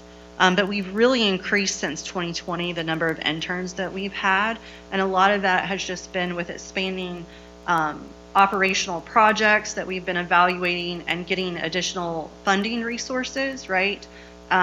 Through either sponsored projects with industry that can help fund an internship, or just the need. There has been a need really in 2020, there was a huge, in 2021 with COVID, there was a large need for a lot of the public health students as they were going through to find places that were still offering internships as things were closed down. So we were able to kind of help facilitate that. And then the table, I wanted to highlight again that our internship program has been very fruitful for the district in allowing us to hire individuals after they've been here for a set period of time, right? Our internship programs run up to 6 months. And so during that time period, we can kind of gauge, are they a right fit? Do they vibe well with the team? Are they, do they have interest? And a lot of times they have the interest and they want to stay on. And so we've been fortunate to be able to hire those in positions. For example, Kai, he interned 2016, and that's right, because that's when I was going to Texas. So in 2019, he was hired as a full-time employee. But we've had many others who are still working here. Steven Smolaroff, Jeremy Wolfert, A was an intern here as well. So, it really is a beneficial program for us as well as other programs. We've had interns that have worked here that have gone on to other mosquito control programs. And so, again, that legacy kind of goes on. And then there is a figure or a photo of all of the different interns that we had this year, just kind of giving them recognition. And so, unfortunately, that slide isn't able, but you can see it on your board book.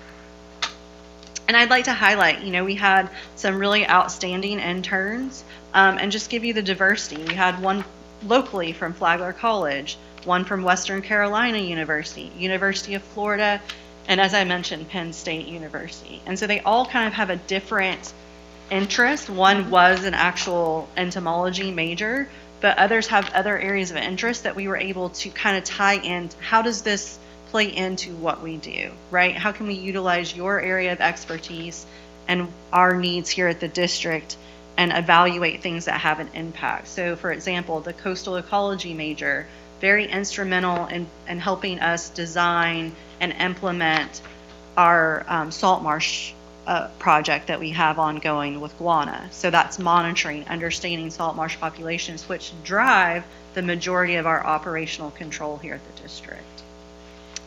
I like to break down that we do provide weekly schedules, kind of so that everybody knows what to expect when they come in the next week, right? What projects do we have ongoing? The chicken bleeding, light traps, other areas, even something as simple as battery charging. But when we're in season, battery charging is really important. If you don't do it right, you're going to have trap failures, then you're not going to have the right surveillance information to guide operations. And so this was something that Kai had mentioned that Dr. DeClaro is, tapping into Kai to help kind of organize what each week looks like. And this is generated throughout the year, right? It's not just in season. Every Thursday, every Wednesday, this goes out. It goes out to management. It goes out to the science team so that everybody's all on the same page of what activities are going to be occurring. And then just to kind of give you some examples in the field. So working remotely at AMCD has a whole different meaning, right? We're out in the field, remote areas, and it is nice to have interns because when we combine with our staff that are going out in the field that may be going out independently, it's always nice to work in pairs, right? We're out in the field, we've had plenty of instances where employees have gotten stuck in the mud, right? Just walking, right? So having somebody else there to make sure that they can get out and we can get back is important. When we're trailering, different equipment like our ATVs or our golf carts, you want to have, multiple people to help ensure safety. Very important. We're very safe, promise. So the other pictures of us in the field, releasing mosquitoes, putting out traps, bleeding our chickens.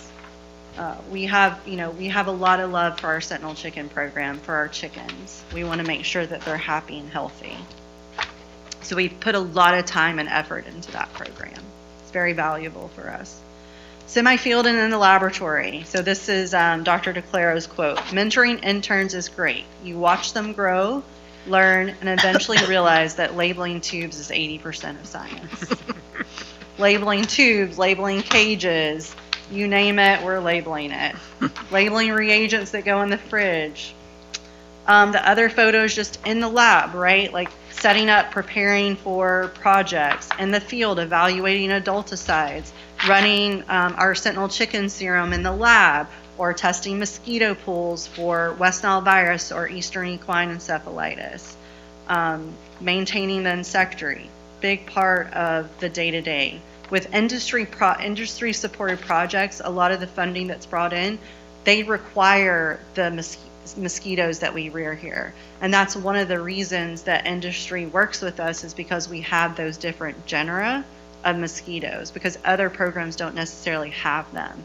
And that's required if we're talking about EPA registration of products. So that's one of the reasons why, the insectary space is really important, because it helps generate some additional funding for the district. So in summary, I think Dr. Shu really created a great program here. We're continuing to develop, continuing to train the workforce. That's really important. CDC has invested a lot of money in these training and education centers to help train the future of the workforce. And so we're glad to participate in that. And to Kai and Dr. Shu's point, it's not just here, but it's throughout the U.S. that we have those connections with the people that we've trained or that we've worked with or collaborated with. And so I think that continues to help the district's reputation as we move forward. So thank you to the board for always being supportive of those internships, that mentorship that we get to do. It's very much appreciated on every level, right? From bringing them in to allowing them to participate with our teams to having those publications as well. So thank you so much. Thank you, Dr. Qualls. Yeah. Appreciate it. Thank you. All right. Dr. Shu, do you have a report? Yeah, it's interesting. I go running for the young people. Then sometimes some guy idea that they will like, oh my gosh, why do you think about this? Yeah, this is the intern. We're running from there. Also good label. Why is that help us? Yes. Not the cheap level. Some kind. That's they work very hard. It's run each other, help each other. So my report is our surveillance program start already. Since the chicken and the CDC 12 and the BG 12, so we 12 will start already. So that now it's still dry, and even last couple of days a little bit rain, but it's still short of lots of rain here. So Second is about the disease vector education center. Yeah, it's a little bit surprised. Last week was very busy because Catholic Church that is school break, spring break. Every day, so many people, no space to parking. Also from yesterday, today, and tomorrow, the Xinjiang County Hartley School, elementary school. And today about 45 students and all the parents, the teacher. Tomorrow another 30. Every day not to become the school field trip. Bring here is lots of people, yeah. So even front no pocket in the morning, employee park to the back to deal with, yeah. So it's really the recreation is much more than I thought, much more than I expected. Hopefully they continue to provide more outreach public education. So hopefully future have some kind of education project grant and help support, yeah. Other thing that we joined the American Mosquito Control Association meeting. Thank you, Commissioner Gary joined there. So they have our district has two things. First thing, one is the trap, one is the mosquito. Yeah, we have 5 presentation. Also, the one biotechnician Oliver Spence and win the first prize of the poster competition. It's not easy. So many posters. She got the first prize, win the first prize. Really congratulations her. Also, she got the industry side the $1,000 funding her for joining the meeting. The other thing that May 12 to 13, so with the Washington AMCD, American Mosquito Control Association, Washington legislation meeting, and that's my last job as the past president program chair. So thank you. We have a board member going to join there. So we started make appointment meeting our legislation congressman and the Senate officer. If they can not available, can meet the officer director and the staff and talking about it. Let's have a whole day training in the May 12, the training about what's the current issue of the country and about vector-borne disease. And the CDC director gave a presentation talking all the other things. Have 4 or 5 centers funded by CDC. Center director gave a presentation talking about the issue. Then I have a talking point, so we can bring this talking point to meeting legislation and how to educate our legislation because they are making the policy, they are control the funding. Look at what's happening. Yeah, thank you to our board of commissioners and before. So every year we have the support there. Look at the very. It's actually very good receive back. As last year, the congressman asked me, we help CDC, have you got any benefits? I said, yeah, about $500,000 we pesticides, funding, anything covered. It's true, yeah. I see people do not understand our condition, do not understand our facility, do not understand our program, how important. When they educated there, they come here, visit, he come here visit twice, yeah. The congressman, yeah. It's a more understanding. That for our records, that is a feature good cycle. So thank you, appreciate for that. Thank you, Thank you. Dr. Shu. I just wanted to mention to Dr. Shu's mentioning Olivia Sykes winning the poster presentation. Mhm. She was also an intern. Yes. Yeah, just started. Yes, in the past. Yeah, internship programs, particularly for government agencies, is how we stay afloat. I mean, it's how we maintain sustainability, and it's cool for y'all who have been interns who are now in your full-time positions to come that full circle and be able to mentor those who have been in the same position. I did that at the state attorney's office and became a prosecutor, and so I don't know if I would have done that had I not become an intern there. Very good. Does our attorney have anything to report? No, Madam Chair. Thank you. Commissioner comments? I would like to thank the staff for all their hard work. Yeah, of course, the staff gets all the accolades, but they're the ones down in the trenches doing all these number crunching and trying to confuse us in about 2.5 hours. And they did a great job, by Oh, the yeah, way. they do a good job of it. But now it keeps us on our toes. Looking forward to making a trip to DC next month and seeing what we can do. And I have reached out to Representative Fine's office, and she's supposed to get back with me. I sent her a message this evening that we hadn't heard nothing back yet, so she's going to check with them tomorrow. Okay, thank you. Good deal.